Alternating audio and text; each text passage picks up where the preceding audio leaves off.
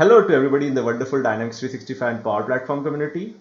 I am Dipesh Somani, Business Applications MVP, MCT, author, and co-founder here at Dynamicity. In my YouTube series, The Power of Customer Voice, today we are going to discuss Volume 2, Available Question Types. I hope you are staying safe. Let's quickly get going, guys. If you want to learn with me in a video format, you can subscribe to my YouTube channel, Power of D365. I recently completed my podcast, Power Advice Season 1. You can scan the QR code to listen to the podcast. I've been actively blogging for 7.5 years now. You can follow my blog, 400 plus blogs on Dynamics 365 and Power Platform for a quick learning. If you want to reach me out on LinkedIn for social networking, feel free to scan the fourth QR code above.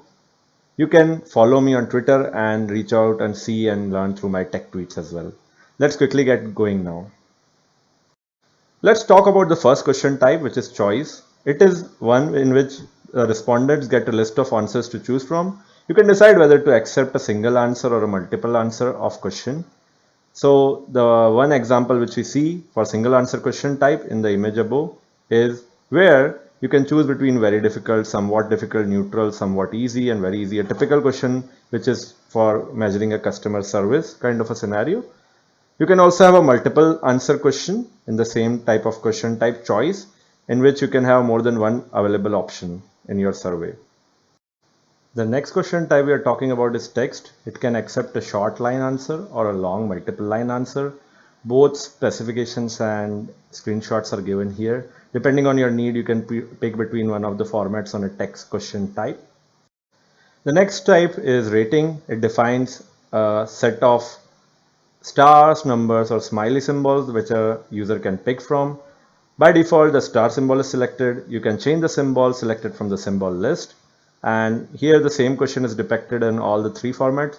A quick tip here, depending on what fits more to your intended customer base, pick the right format. Certain customers in certain geographies will prefer smiley, or certain cultures will prefer a smiley. Others will be more formal and want to pick from the star ratings. Others might want to pick a number based rating, right? So depending on the type, pick a rating one. Rating is a very strong type which can be utilized to get quantitative results, right? So that's why I'm emphasizing on this particular question type in general. The next question type is a date. A date type question displays a calendar and asks the respondent to select a date. Pretty simple to understand. I'm not gonna stop a lot on this particular slide, but it is clear to us like when we'll pick it. Like let's say I want to pick a date of birth, I want to have anniversary, I want to have registration date of a particular customer, I want to see when the particular customer onboarded, when the product was taken, things like that. I'll pick a date type from the customer from. The last one that I'm going to talk about in the current volume is a net promoter score. It is a question type in which a respondent will take the likelihood of their recommending a product or a service to a friend. Extremely likely or not very likely. I do a lot of trainings. This is a question that I get a lot of answers for, like whether somebody would want to take a training or refer somebody else for my training or not, or want to take a service or consulting from me or not. So that's the kind of scenario you want to use this particular question type in. Now let's quickly move into demo and see some of these question types and where you can figure out how to use them. Definitely today will not be enough for completing and creating a complete survey, but at least we'll see where we can go and actually create this kind of questions from. All right, we are into the demo mode and we have been waiting for that in this particular series, right? The power of customer service. So here is one of my particular field service feedback, and I have some of the question types here. Like this is a rating type, then I have after that option selection, right? And then I have a how would I rate the satisfaction in a field service survey. What I'm trying to measure, I'm trying to measure how a particular technician or agent has serviced my particular request from the customer.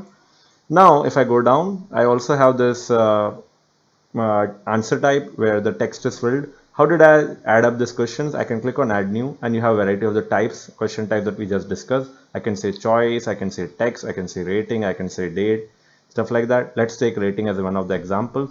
When we pick rating as a type, let me scroll down here so that we can see it clearly. If I expand this, some of this thing will be kind of I'm the one blocking it, but here is the symbol type. By default is a star, but I can pick between number. I can also look at smiley as one of the options, and depending on that you can have levels, how many levels you want to define, and you can have 2, 3, 4, 5, and so forth. You can make it required as well if you wanted. So these are the ways you can have question types. Today we discussed the basic question types, and tomorrow we are going to actually create a complete survey. I hope volume 2 was useful for you from the power of customer voice. Power 365 as usual, guys. All the ways to connect on this particular slide. Feel free to reach me in case of any of your Dynamics 365 or Power Platform needs. Have a wonderful day ahead, evening ahead, night ahead from wherever you are connecting, a morning ahead. Stay safe, keep learning, keep going.